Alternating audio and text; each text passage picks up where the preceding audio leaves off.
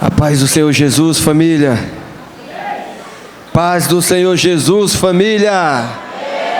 Glória a Deus. Eu estive fora por alguns dias, alguém percebeu? Sim ou não? Quem sentiu saudade de mim aí? Ah, queridos, eu vivo com saudade de vocês, hein?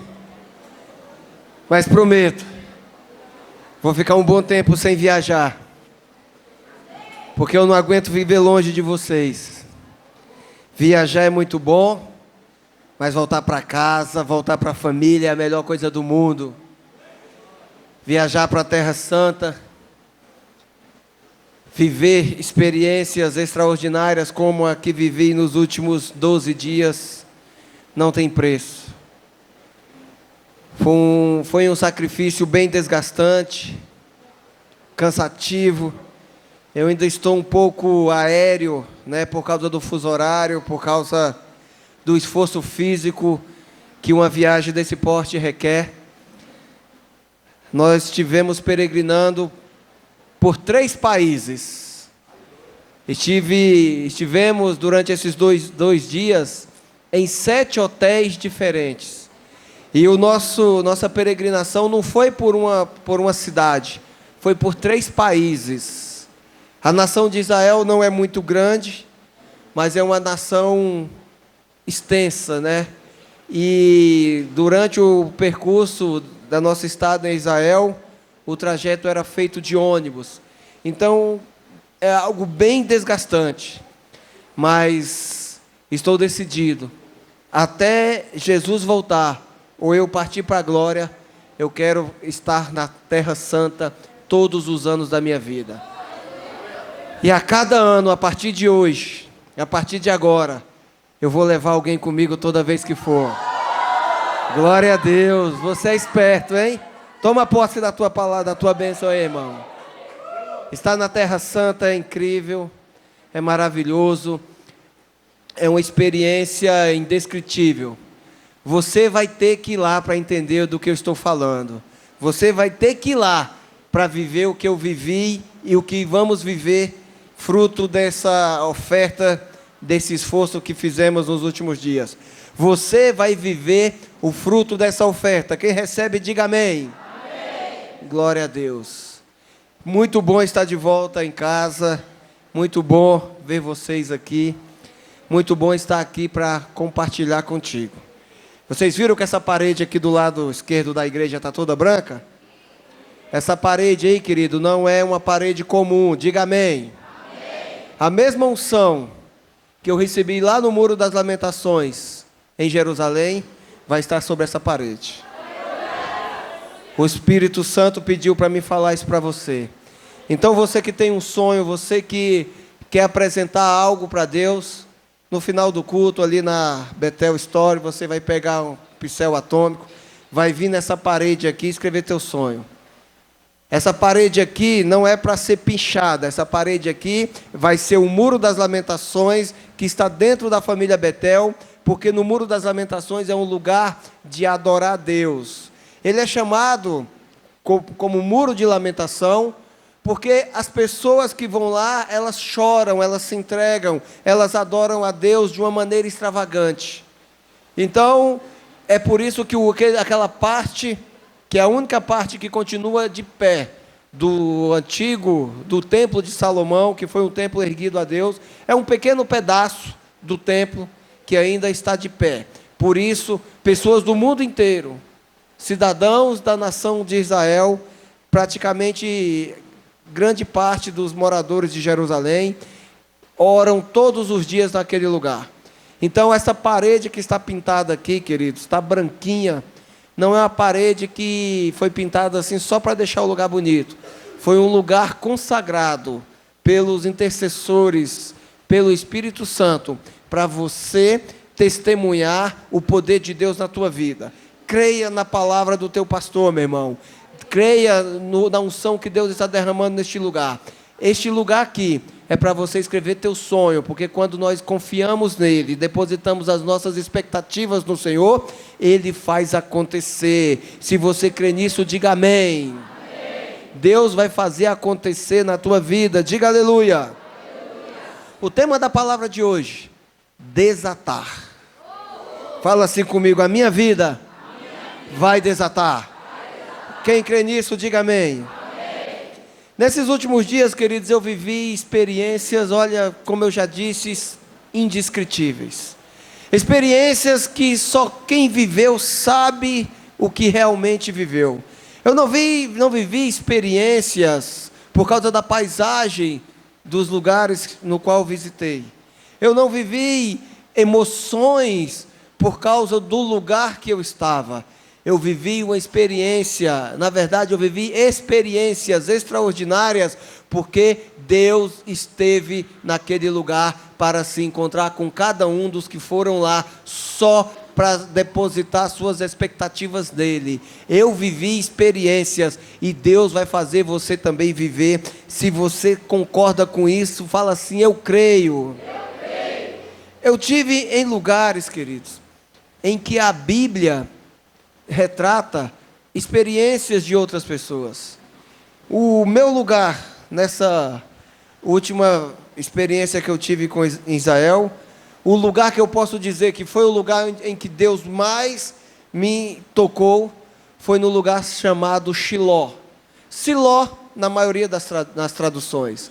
Esse lugar era um lugar onde havia o tabernáculo, onde toda a nação de Israel, pelo menos uma vez por ano, se dirigia para oferecer os seus sacrifícios e os seus holocaustos, a sua adoração a Deus. Depois que o templo foi construído, esse lugar deixou de receber as ofertas. É claro que foi bem antes do templo ser construído, que esse lugar foi destruído, tomado pelo fogo. Mas por cerca de 400 anos, foi ali naquele lugar onde Deus me deu o privilégio de pisar a planta dos meus pés. Eu pude viver ali uma experiência que muitos dos cidadãos da época viveram. Uma presença marcante, que, por exemplo, eu fiz a oração que Ana fez. Quem não sabe qual foi a oração de Ana? Ana foi naquele lugar e chorou por filhos. Eu fui lá, querido, no mesmo lugar que Ana chorou por filhos. Deus curou a sua esterilidade, e Deus não deu um filho qualquer. Deus deu Samuel, o único homem que acumulou as mesmas unções que Jesus aqui na terra: a de rei, a de profeta e a de juiz. Naquele lugar em que Ana chorou por Samuel, eu chorei por vidas. A tua vida, meu irmão, está debaixo dessa unção, debaixo dessa oração. As lágrimas que eu derramei naquele lugar vão fazer o poder de Deus acontecer na tua vida de uma forma desatadora. Deus vai fazer acontecer na tua vida. Se você crê nisso, diga amém. Quem não celebra a palavra, meu irmão, quem não celebra a palavra não tem direito de viver. Então, começa a gerar expectativa no que Deus quer fazer na tua vida. Deus só supre a expectativa na medida que ela é gerada. Se você não espera nada de Deus, você não vai receber nada. Mas se você está pronto para receber tudo, então começa a gerar uma expectativa do tudo em Deus. Se você entende isso, diga aleluia. E essa palavra, querido, ela não nasceu em Siló. Ela nasceu no muro, na verdade, no Jardim das Oliveiras. Um momento também muito poderoso, em que eu vivi ali um toque, uma experiência extraordinária, que é claro que eu vou compartilhar esta unção contigo em um outro culto. Mas eu fiz questão, porque o Espírito Santo me disse: a primeira palavra que você vai derramar sobre a família Betel no Brasil é esta: desatar. Falou de uma maneira audível, falou de uma maneira clara e poderosa, meu irmão. E porque muitos, mesmo andando nos caminhos do Senhor, mesmo gerando uma expectativa muito grande em Deus, vivem amarrados.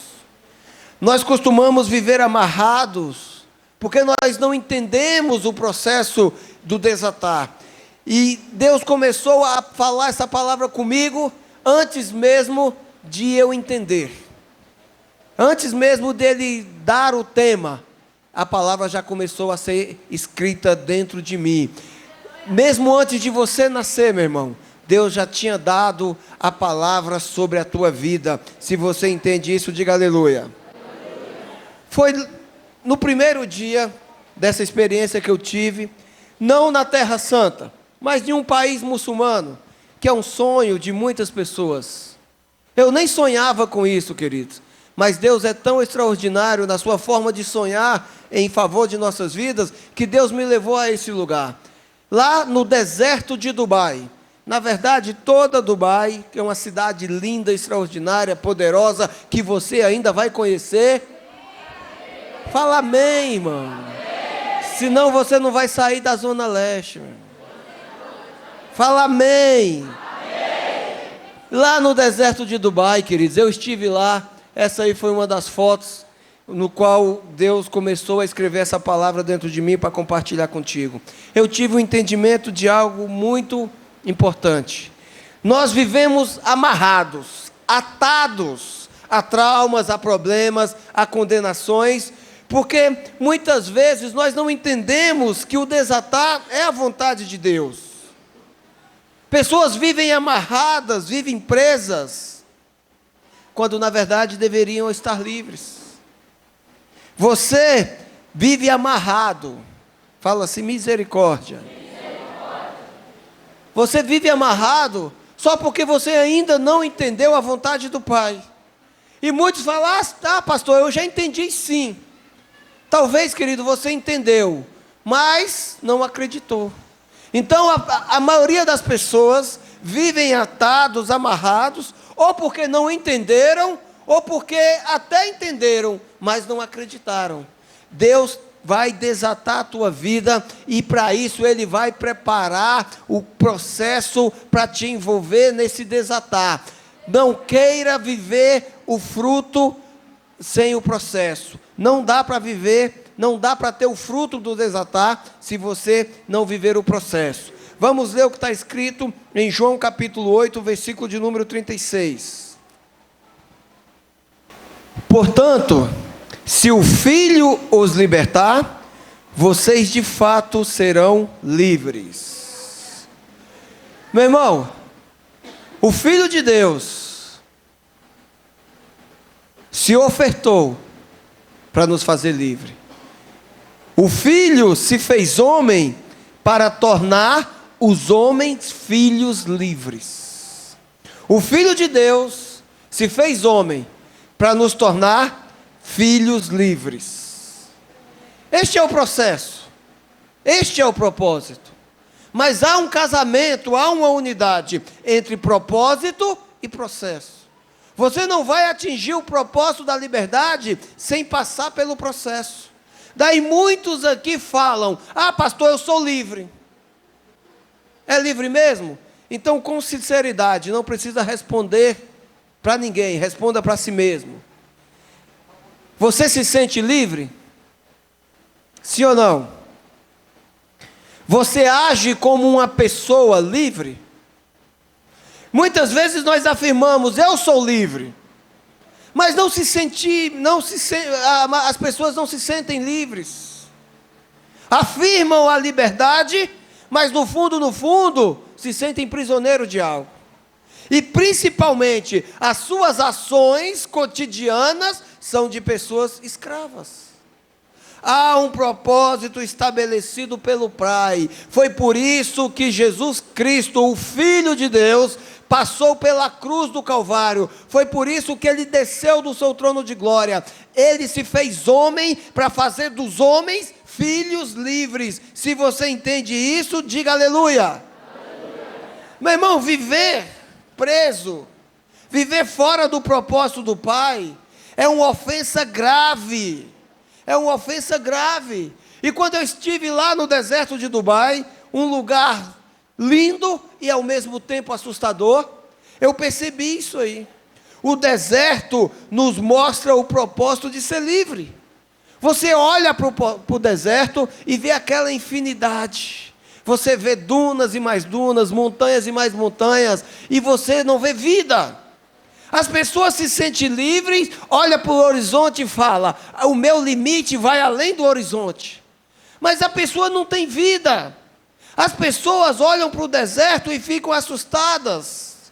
Mas muitas pessoas, meu irmão, querem conquistar o propósito, mas não querem passar pelo deserto. E lá em Dubai, queridos, quando eu estava naquele deserto ali, contemplando a beleza do lugar, vivendo ali uma experiência extraordinária, o Espírito Santo colocou dentro de mim que alguns desertos são necessários em nossas vidas, porque o deserto é o lugar em que Deus leva os homens, leva os filhos, para mostrar para eles quem eles são. Alguns desertos na tua vida só acontecem porque tem um propósito, mas alguns desertos em tua vida, meu irmão, é literalmente o processo. Quem não celebra Deus no propósito, quem não celebra Deus no deserto, nunca vai entrar em Canaã. Diga aleluia.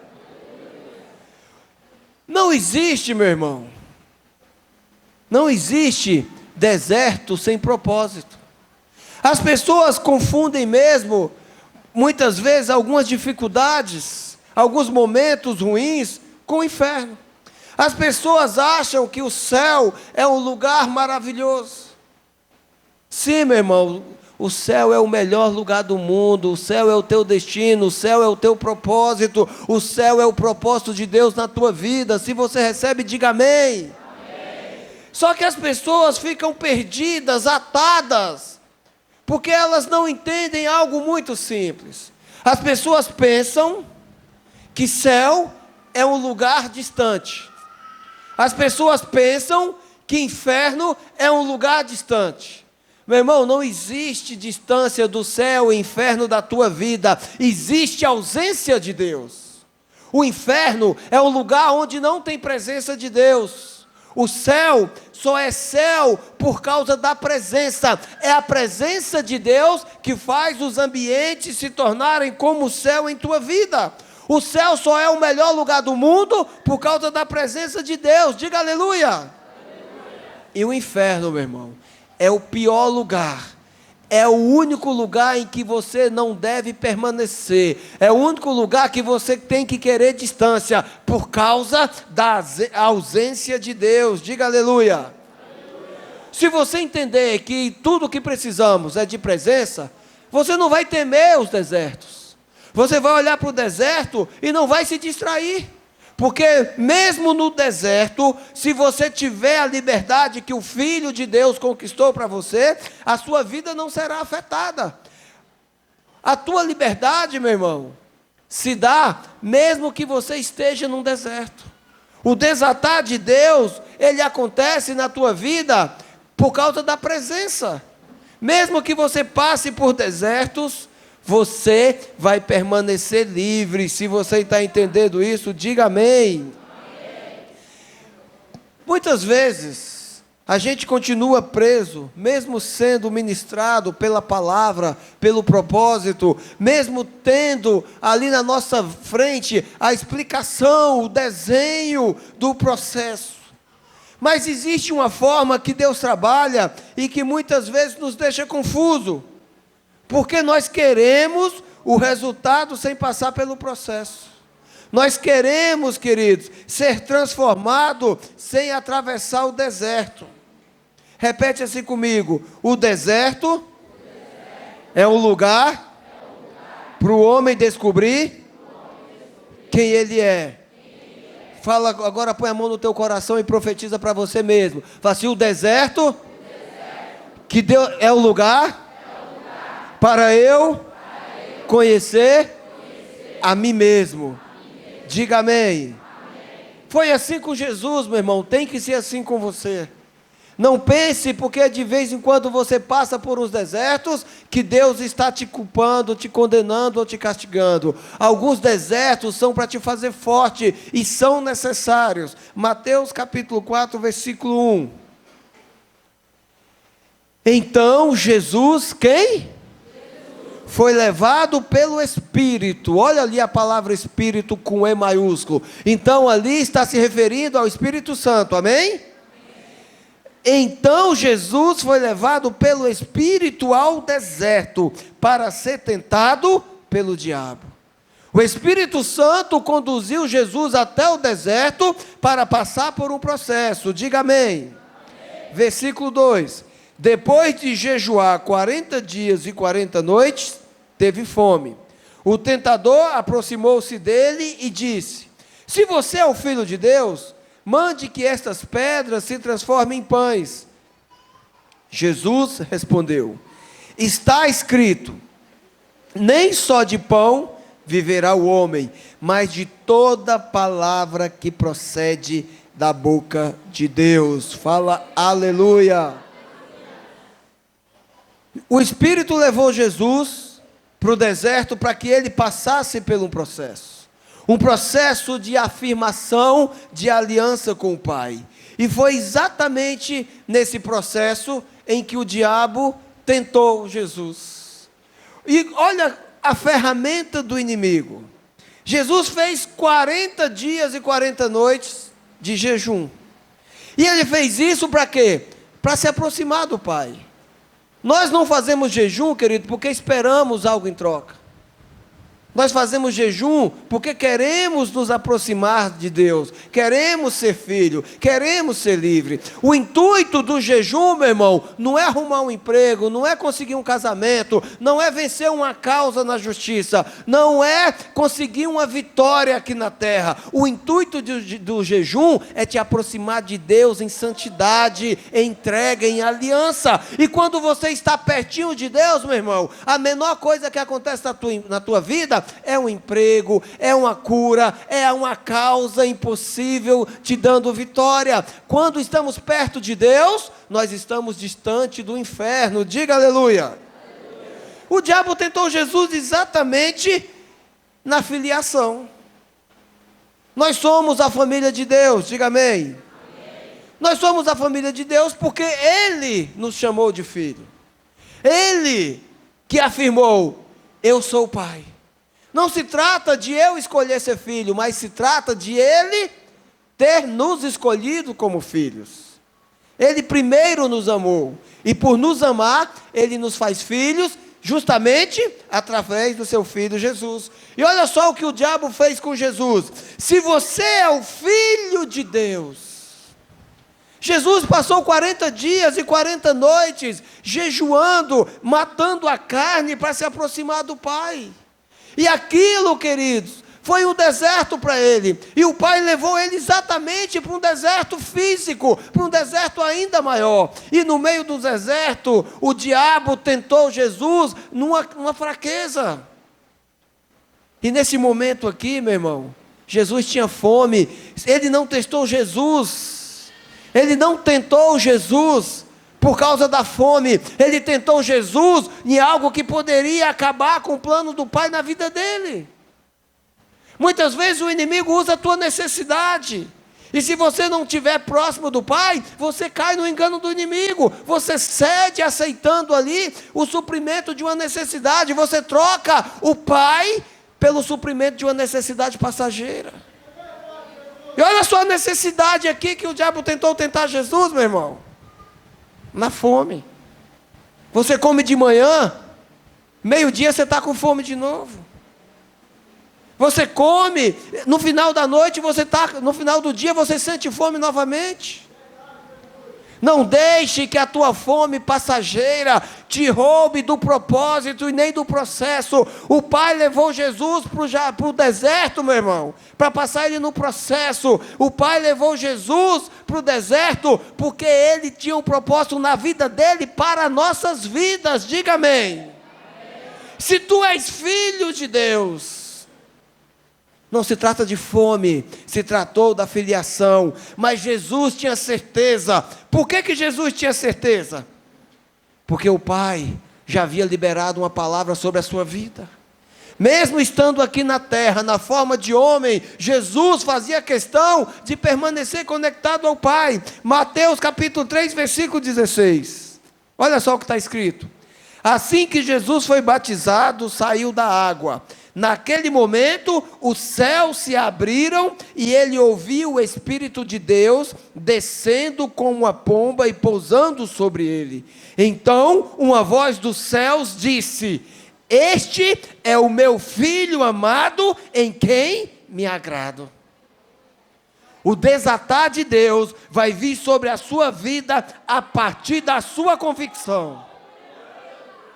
O diabo tentou Jesus, não foi na fome, mas na filiação. Jesus estava no deserto para descobrir e afirmar para toda a humanidade e para o inferno quem era Ele. Alguns desertos, meu irmão, são permitidos por Deus na tua vida para mostrar para você quem você é para Ele. Sabe por que muitos vivem amarrados? Porque desconfiam da filiação, porque rejeitam o Pai, porque preferem o pão depois de 40 dias de fome. Jesus respondeu: nem só de pão vive o homem, mas de toda palavra que vem da boca do Pai. Não é o pão para saciar a tua fome, não é o dinheiro para pagar tuas contas, não é a cura para a dor por causa de uma doença, não é, meu irmão, o refrigério na tua alma por causa de uma decepção amorosa, é pela palavra que o Pai liberou em teu favor. Você é o filho amado em quem Ele se alegra, isso tudo por causa de Jesus, meu irmão. Você é filho amado, aleluia. A palavra já foi liberada a seu favor. Fala para a pessoa que está perto de você, fala assim: ei, a palavra já foi liberada. Você é o filho amado, que gera alegria para o Pai. Quem crê nisso, diga amém. O diabo tentou com Jesus, meu irmão, mas Jesus não rejeitou o processo. Jesus visualizou o propósito e suportou o processo por nossa causa. Então se liga, presta atenção, o processo é necessário para você chegar ao propósito, diga amém. Nós estamos subindo a Jerusalém, nós estamos indo para o alto, na Nova Jerusalém, na cidade santa, na cidade luz, no lugar que o Pai preparou para nós. Nós não podemos negociar, meu irmão. O processo nem sempre será fácil, mas sempre será necessário. E alguns processos precisam ser no deserto. Por que no deserto? Para você ficar sozinho com o Pai, meu irmão. Jesus foi para o deserto e a Bíblia não fala que o Pai estava presente. A Bíblia fala que o diabo estava presente. O deserto de Jesus foi o deserto mais difícil, porque ele não tinha o Pai naquele momento com ele, ele tinha o próprio Satanás com ele. E Jesus venceu no deserto só porque ele tinha convicção de que ele era o Filho de Deus. Meu irmão, se você tiver com convicção, você pode estar sozinho no deserto com Satanás, e você vai vencê-lo, porque a tua convicção será de que você é o Filho de Deus, e que uma palavra ao teu favor saiu da boca do Pai. Não vai ser 40 dias de fome que vai fazer você trocar a tua filiação por pão. É a tua convicção que vai fazer Satanás sair do teu caminho, mesmo no meio do deserto. Diga aleluia. O deserto é necessário, meu irmão, porque o deserto é um lugar que não tem muita distração. Você olha para cá, areia. Você olha para cá, areia e montanha. Você olha para cá, a mesma coisa.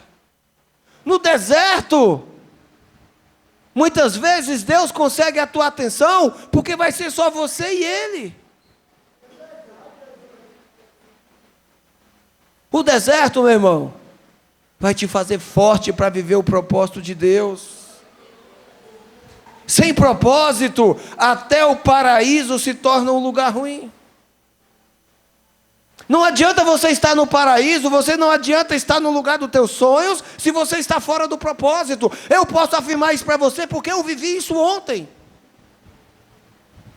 A gente encerrou a peregrinação por Israel, cheio de unção, cheio de saudades. Acabou o dinheiro, então reunimos nossas malas, vamos voltar para o Brasil. Saímos de Israel, passamos pela fronteira da Jordânia de ônibus, fomos para a cidade de Amã, entramos no avião, rumo a Dubai. Faltava 1 hora para chegar a Dubai, o avião pousou. Eu estava dormindo, mas vi uma agitação. Eu só abri um olho e falei, ih, deu ruim. Então eu vi na hora que a aeromoça falou em inglês que nós não estávamos em Dubai. Eu estava com muito sono, eu falei, minha vida está na mão de Deus, e quando chegar no céu, certamente Deus vai me acordar. Então fiquei tranquilo.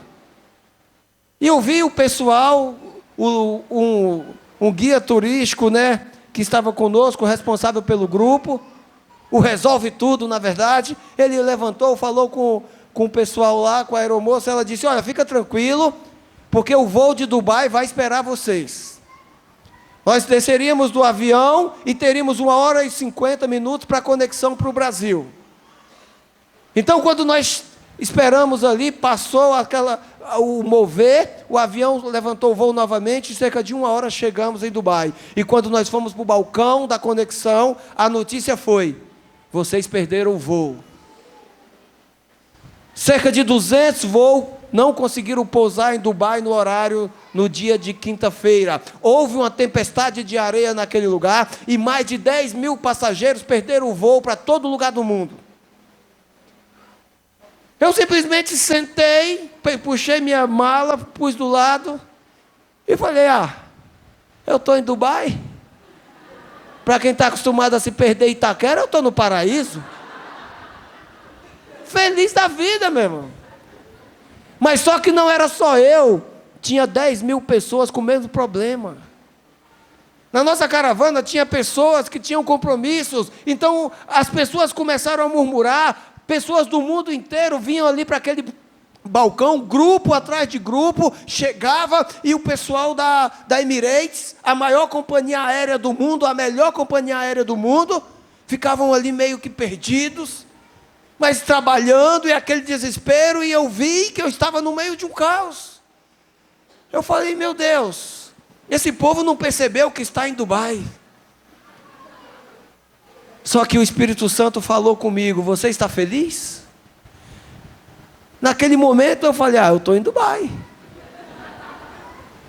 Mas passou 1 hora, 2, 3, chegamos às 8 da manhã e a 1 hora da tarde, a resposta que a gente tinha da companhia aérea é, não tem previsão de voo para o Brasil. Estamos com o overbook. Eu falei, mas eu estou em Dubai. Quando deu 4 horas da tarde, a gente estava preso em uma área da migração, e lá não tinha comida, lá não tinha água, só tinha uma cadeira para sentar e um Wi-Fi muito bom. Eu falei, eu estou em Dubai, mas o estômago começou a roncar. Todo mundo com fome, com sede, então eu percebi que mesmo estando no paraíso, fora do propósito, se torna um lugar ruim. Viver no paraíso, fora do propósito de Deus, meu irmão, é um lugar ruim. O meu propósito de estar passando naquele lugar que para mim é um paraíso, era voltar para casa. Mas estávamos presos sem nenhuma perspectiva de uma volta.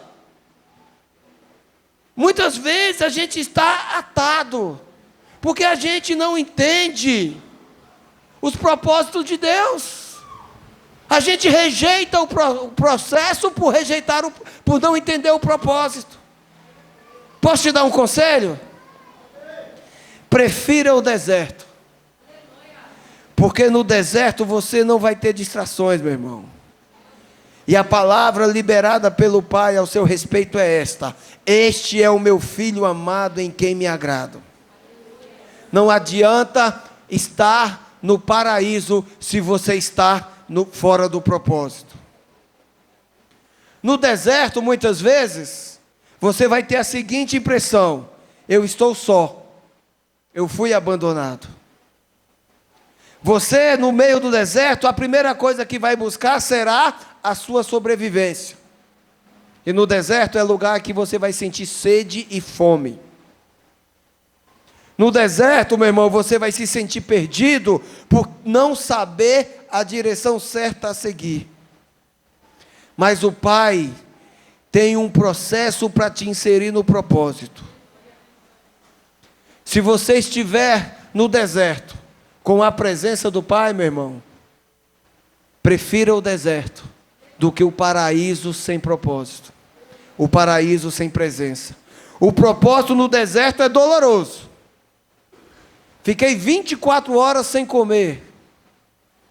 Depois de quase 8 horas, a Emirates mandou 24 garrafinhas de água para 72 pessoas sedentas. A sorte é que a gente passou alguns dias junto e um sentimento de amor e respeito foi muito grande um pelo outro. Então a gente compartilhou aquela água. Mas eu entendi que não adianta estar em um paraíso, mas longe do propósito. Mas eu entendi também, meu irmão, que quando você faz do deserto o céu na tua vida, você atrai a presença.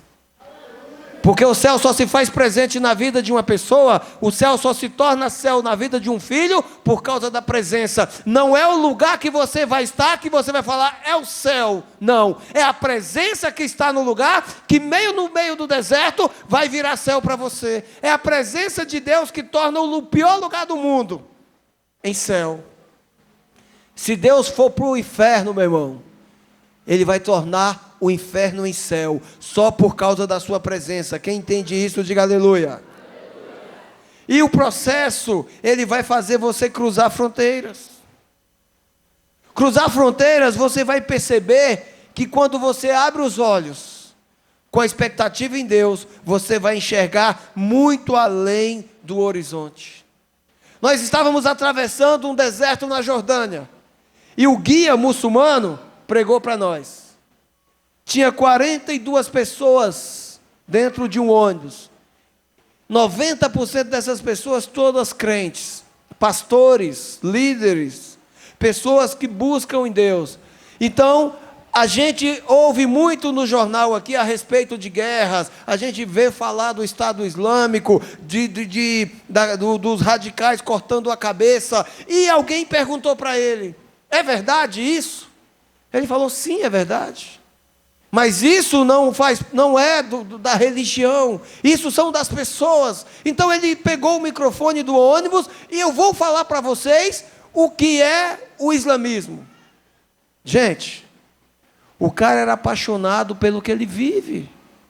E se você não tiver convicção, você troca Deus por uma religião. Ele começou a citar ali o Alcorão, e ele falou algo que me deixou convencido de que sou filho de Deus.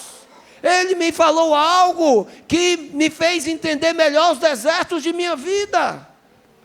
Ele falou ali para a gente a respeito do amor, a respeito do que eles vivem, da disciplina. Eles oram 5 vezes ao dia. E muitas vezes nós que dizemos filho do Deus vivo, filho do único Deus poderoso e verdadeiro, não ora nenhuma vez, só ora no meio do deserto. Ele começou a pregar para a gente ali, e ele disse algo que me deixou muito convicto. Ele falou a respeito do Alcorão.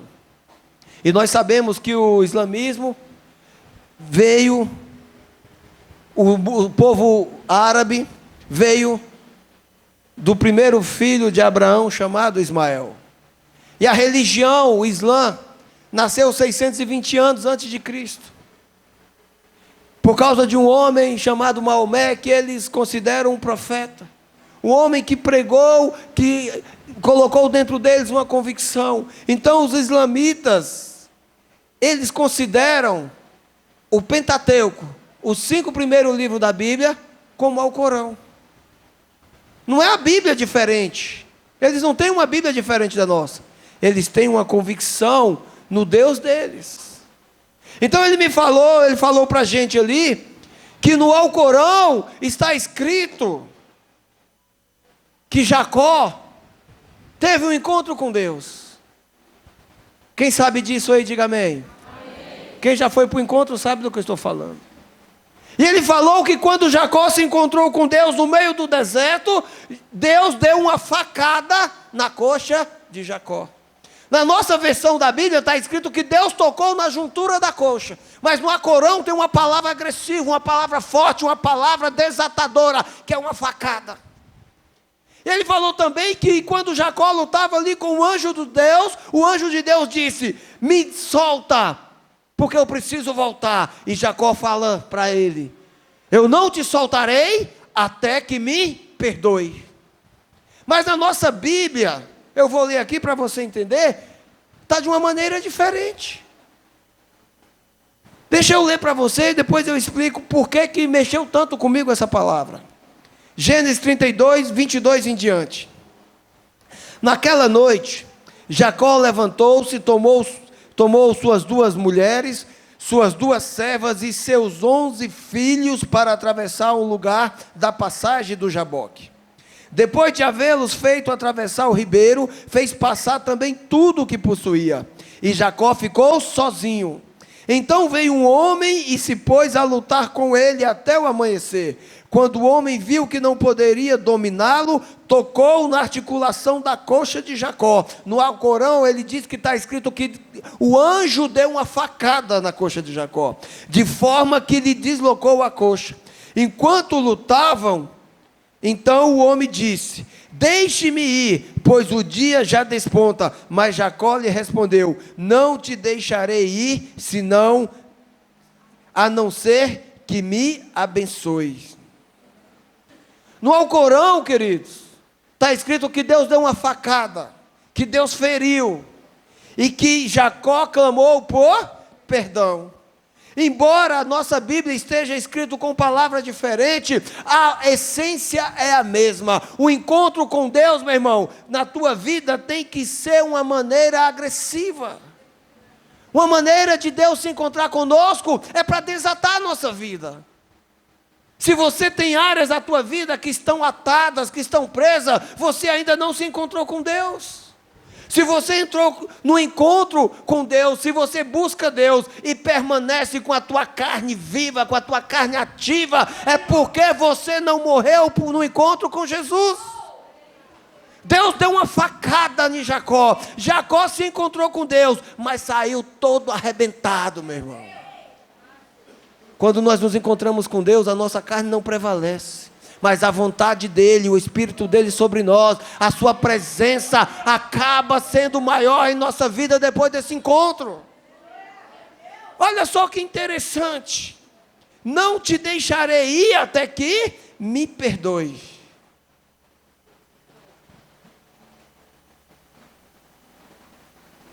A palavra de Deus, como o próprio Jesus afirma, é o alimento da nossa alma. É tudo o que precisamos. Nem só de pão viverá o homem, mas de toda palavra que sair da boca do meu Pai. Foi o que Jesus disse para Satanás no deserto.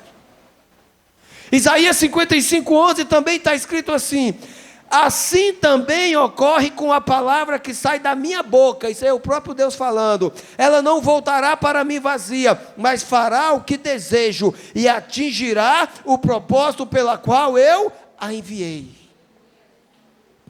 A palavra de Deus, meu irmão, é a essência do próprio Jesus. A palavra de Deus não pode ser resistida por você. A palavra de Deus tem que ser absorvida por cada um de nós, porque ela vai ter um efeito transformador. O encontro com Deus, meu irmão, não pode ser um encontro casual, como se encontrássemos com um conhecido na rua. Oi, tudo bem? Boa tarde, bom dia, como vai você? Você não pode se encontrar com Deus dessa maneira, meu irmão. Quando nós nos encontrarmos com Deus, tem que ser como na inauguração do templo. A presença de Deus foi tão grande que a carne não conseguia deixar ninguém de pé. Todos os sacerdotes, todos os levitas, todos os presentes diante da glória de Deus ficaram caídos no chão, prostrados como mortos. Não dá para se encontrar com Deus, meu irmão. Não dá para resistir à palavra de Deus. Não dá para se encontrar com Deus e continuar sendo a mesma pessoa, com a carne altiva, cheia de vontade, cheio de vícios, cheio de desejos. Nós temos que morrer para que Ele surja em nós. A nossa carne, meu irmão, a carne aqui aponta para a nossa vontade. Que eu diminua para que Ele cresça. Há uma palavra liberada para você, igreja. Há uma palavra liberada para você, meu irmão. Este é o meu filho amado em quem tenho prazer. Se você tiver convicção dessa palavra, você não vai trocar Deus só por alguns pãezinhos no dia da tua fome. Você pode estar no deserto que for, meu irmão. Não entenda isso como sofrimento, como perca de vida. Entenda isso como propósito para te fazer alcançar o propósito. Entenda isso como processo para te fazer alcançar o propósito. Se você está entendendo, diga amém. A palavra de Deus, ela tem que ter o efeito transformador. Qual é a tua expectativa quando saiu de casa para vir para o culto? O que você espera receber de Deus, meu irmão? Meu irmão, se a palavra de Deus for apenas um encontro casual com a tua vida, amanhã você não vai se lembrar de nada do que foi pregado hoje. A tua vida vai continuar amarrada. O desatar de Deus só vem de acordo com a minha convicção. Deus só supre a expectativa gerada nele. Deus não vai suprir a expectativa da tua carne, mas a tua expectativa é em espírito conectado a ele. Diga aleluia. A palavra de Deus tem poder, meu irmão. Jacó teve um encontro com Deus, como se fosse uma facada na juntura da sua coxa. Jacó teve a sua vida transformada, porque ele entendeu que a palavra estava sobre ele. Hebreus 4:12 está escrito: a palavra de Deus está sobre a tua vida, diga aleluia. A palavra de Deus está sobre a tua vida agora, diga amém. Presta atenção, meu irmão. Pois a palavra de Deus é viva e eficaz. A palavra de Deus não vai voltar para ele sem antes ser viva e eficaz em você. Diga aleluia. É mais afiada que qualquer espada de 2 gumes. Ela penetra ao ponto de dividir a alma e espíritos, juntas e medula, e julga os pensamentos e intenções do coração. O deserto, meu irmão, é o melhor lugar para você se encontrar com Deus. É no deserto que Deus vai liberar a voz sobre você. É no deserto que você vai entender melhor a palavra. Diga aleluia. Sabe por que você está atado em muitas áreas da tua vida? Porque você ainda não entendeu. Quando o Filho do Homem nos libertar, verdadeiramente seremos livres. Se o Filho do Homem, se o Filho de Deus, se Jesus Cristo te libertou, você é livre. Você precisa se sentir livre, você precisa ser livre, você precisa agir como uma pessoa livre. Mas por que muitos não agem assim? Porque o deserto ainda é maior que a convicção, meu irmão. O teu problema não é maior que a tua missão.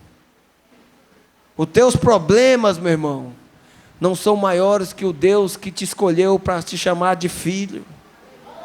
A tua vontade não pode ser maior que o propósito que Deus estabeleceu em tua vida. Então para de querer que Deus faça a tua vontade e se encaixa no processo que Ele escolheu para você passar, só para te levar para o propósito. Diga amém.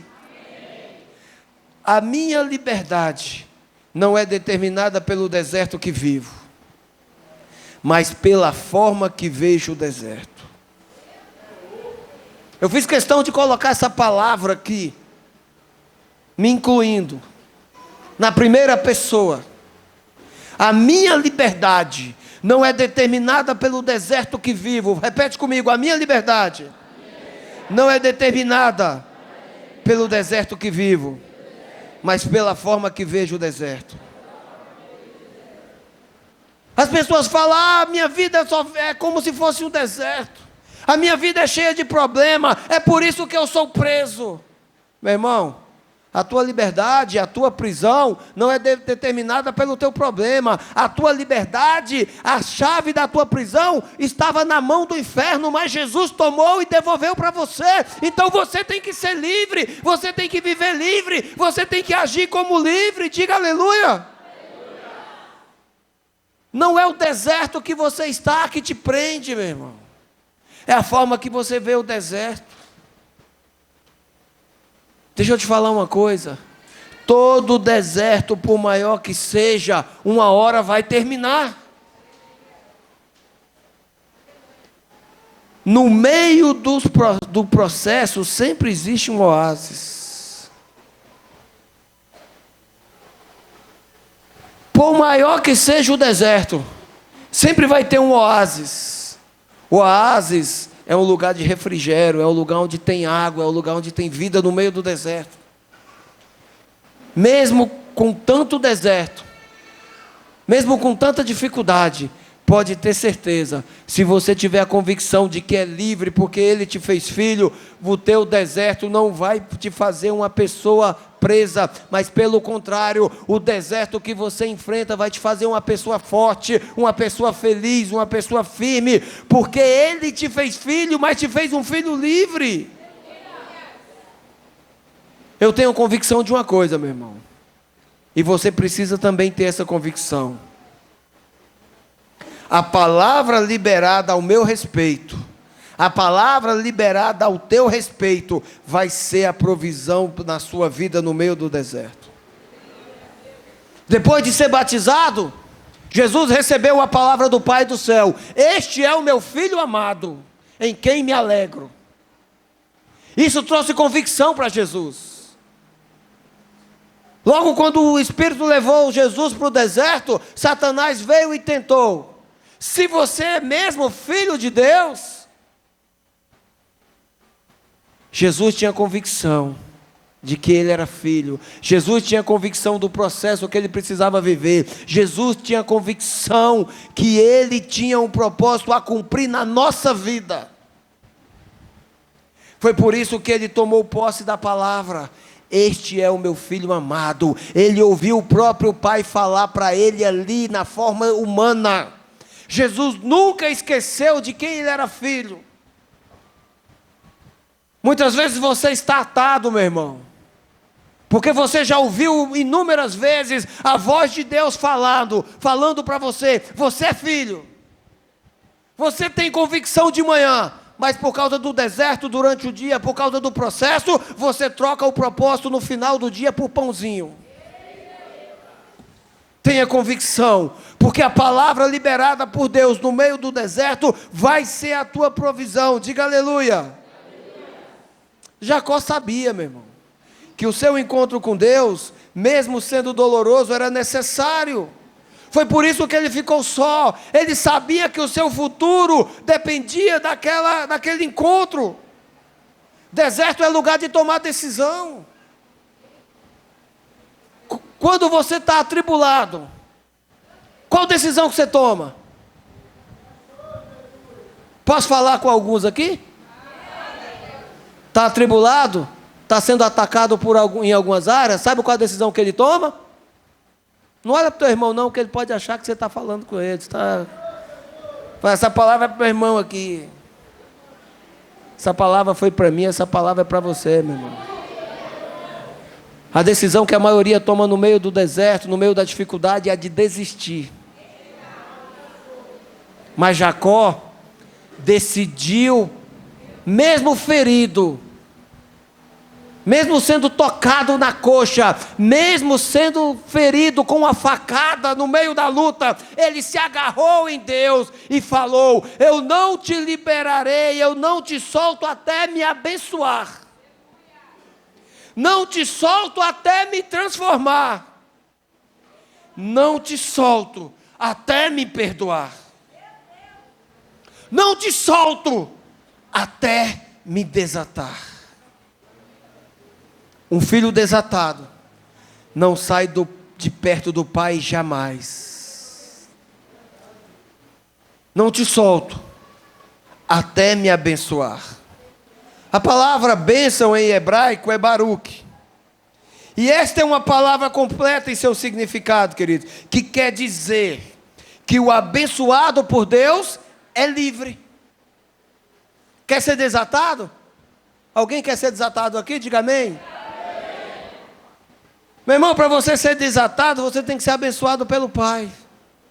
E quando é que o Pai abençoa?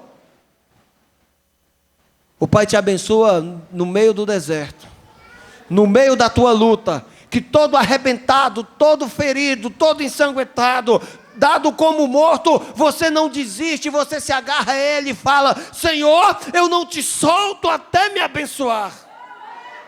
Eu não te solto até me perdoar. Ser abençoado por Deus, meu irmão, é receber perdão de todos os pecados. A pessoa que é abençoada é uma pessoa que é livre, porque nela não há condenação de pecado algum. Colossenses 2,14.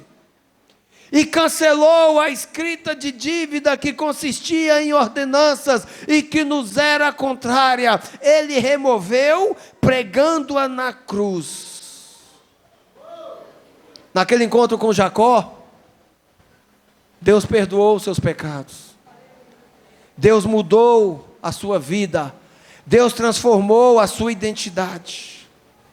Diante de Jacó, preso a ele ali insistentemente, Deus perdoou os seus pecados, e naquele momento a palavra de Deus foi a provisão para o futuro de Jacó. E todos nós sabemos que o encontro com Deus desatou a vida de Jacó, porque depois daquele encontro, ele nunca mais voltou a ser Jacó, ele se tornou Israel. Jacó chegou no Val de Jaboque. Eu estive lá, foi o último lugar que visitamos. O Val de Jaboque é um lugar de transformação, meu irmão. É um lugar de receber perdão de Deus. E que o incrível, que o Val de Jaboque era um dos lugares mais rasos daquele rio. Deus facilita as coisas para se encontrar contigo, queridos. Deus abre as portas da igreja, Deus abre as portas do céu, Deus abriu os braços do Filho na cruz para te abraçar. Você só precisa querer se encontrar, você só precisa tomar a decisão certa no meio do teu deserto. Jacó foi transformado em Israel, porque no meio do processo ele tinha um propósito. Jacó estava naquele deserto não só para se encontrar com Deus, mas Jacó precisava atravessar o deserto para se encontrar com seu irmão Esaú. Só que o irmão Esaú, a última vez que Jacó se encontrou com ele, ou melhor, a última vez que Jacó estava perto do seu irmão Esaú, ele só ouviu uma palavra: eu vou matá-lo. Esaú tinha uma palavra que iria acabar com a vida de Jacó, porque Jacó o roubou, Jacó o enganou, Jacó lhe tirou a primogenitura, Jacó recebeu em seu lugar de uma maneira ardilosa a bênção sacerdotal que vinha do seu pai. Jacó pisou na bola com seu irmão, queridos. Mas Jacó precisava passar pelo deserto para cumprir o propósito de se encontrar com seu irmão. Jacó, no meio do deserto, viveu o processo e se encontrou com Deus. E no meio desse processo, Jacó morreu. E nasceu Israel. Pode ler, está escrito na tua Bíblia, que quando Jacó se encontrou com Esaú, Esaú não fez mais nada contra ele, a não ser abraçá-lo e perdoá-lo. Sabe por quê? Porque Esaú não estava se encontrando com Jacó, Esaú estava se encontrando com Israel. Israel nada fez contra Esaú, mas Jacó, aquele que havia o ferido e havia matado, ficou morto no deserto. O deserto, meu irmão, é um lugar que Deus te leva para falar contigo. No deserto é o lugar que o processo de Deus te alinha no propósito. Aceite o processo. Olhe para o futuro em Deus. Deus quer desatar a tua vida, meu irmão. Você não vai viver o desatar se você rejeitar o processo.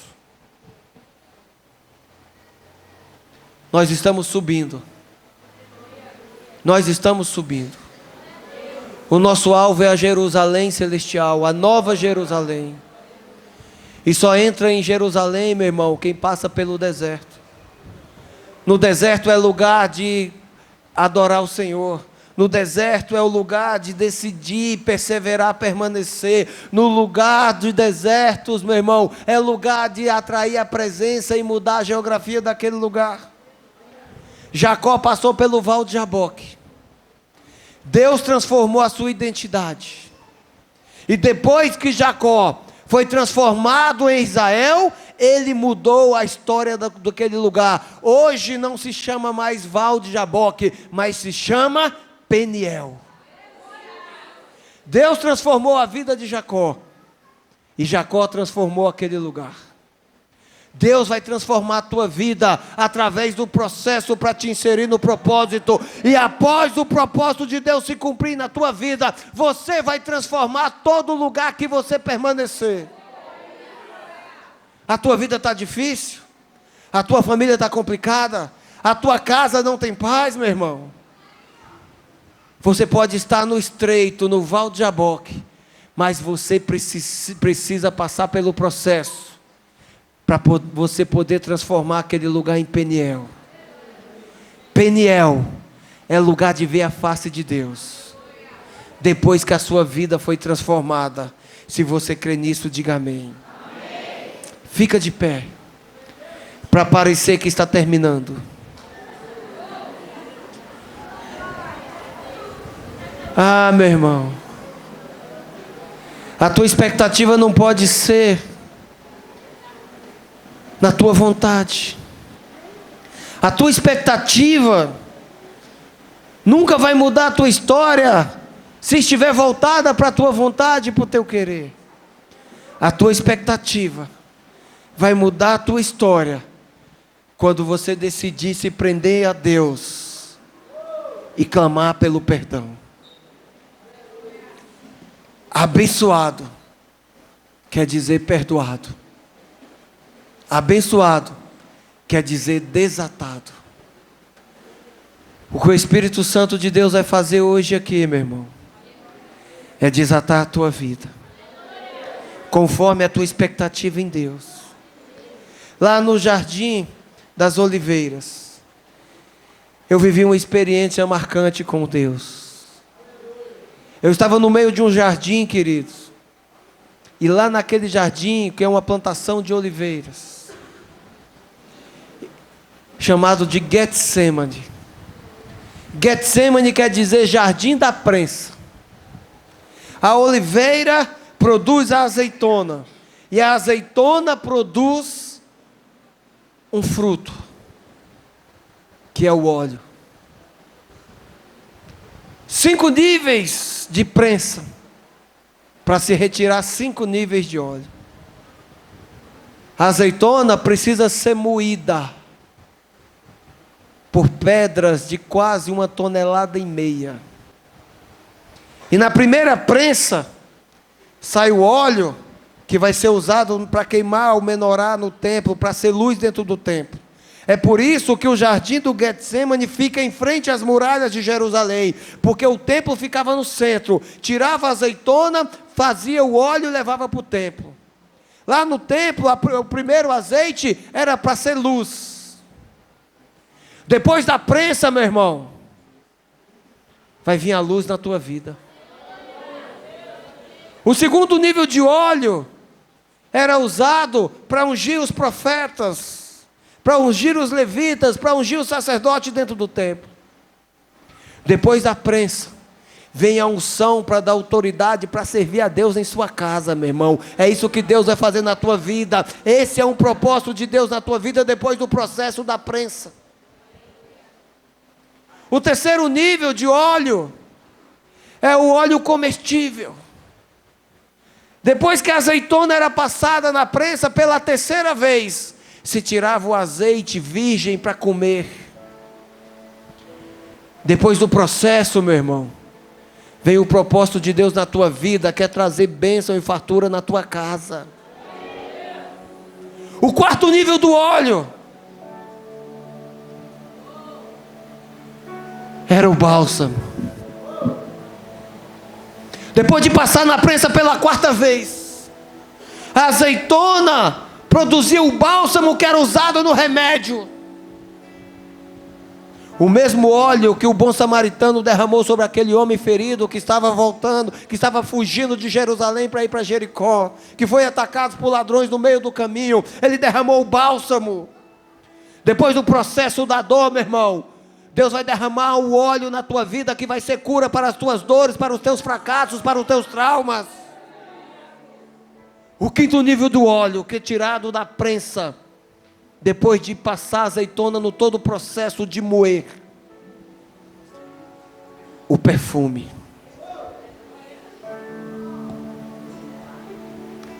O processo é doloroso, mas no final, você vai sentir o cheiro suave e agradável. O cheiro de Jesus. E esse cheiro, meu irmão, é exalado pelos que resistem ao processo, que não desistem, mas decidem se parecer como Cristo. A azeitona é fruto de uma árvore chamada oliveira. E quando você for a Jerusalém,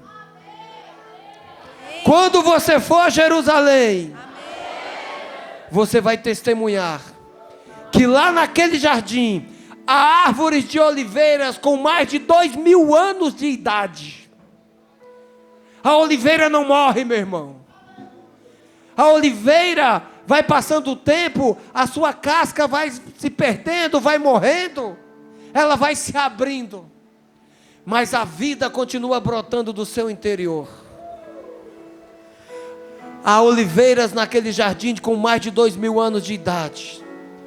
Ela vai deixando o velho para trás e vai nascendo de novo, porque o seu fruto é provisão, é vida para o povo de Deus. Em Apocalipse 22 fala que a árvore da vida dá fruto todos os meses. Você é uma árvore da vida, meu irmão. Você é um oásis de Deus nessa terra deserta, porque dentro de você vai surgir um renovo que vai ser fruto para a salvação dessa geração. Deus quer usar você, meu irmão, para gerar o óleo que vai ser vida, que vai dar autoridade, que vai ser luz, que vai ser alimento, que vai ser cura, que vai ser o perfume para as pessoas que estão lá fora. Deus vai te tratar no processo, no meio do deserto, porque Ele tem um propósito maior do que a tua própria existência. Você não nasceu só para existir, você nasceu para ser luz para essa geração. Você nasceu para testemunhar as maravilhas de Deus nesse tempo. Você nasceu para ver a luz de Jesus brilhar na tua vida, na vida dos outros. Não é a tua fome, mas é a palavra que o Pai liberou ao teu respeito que vai mudar a tua história e todo o ambiente em tua volta. Este é o meu filho amado, em quem me alegro. O Espírito Santo hoje, queridos, está liberando uma unção para desatar. Você não vai sair daqui preso. Você vai sair daqui livre para testemunhar as maravilhas de Deus. Há uma unção de desatar sendo liberada deste altar, meu irmão. Você ainda não entendeu. O desatar de Deus está fluindo neste lugar. Há uma unção fresca que veio da Terra Santa para transformar a tua história. Há uma unção fresca fluindo neste lugar. O desatar de Deus vai vir na tua vida a partir da tua convicção de que você realmente é filho de Deus.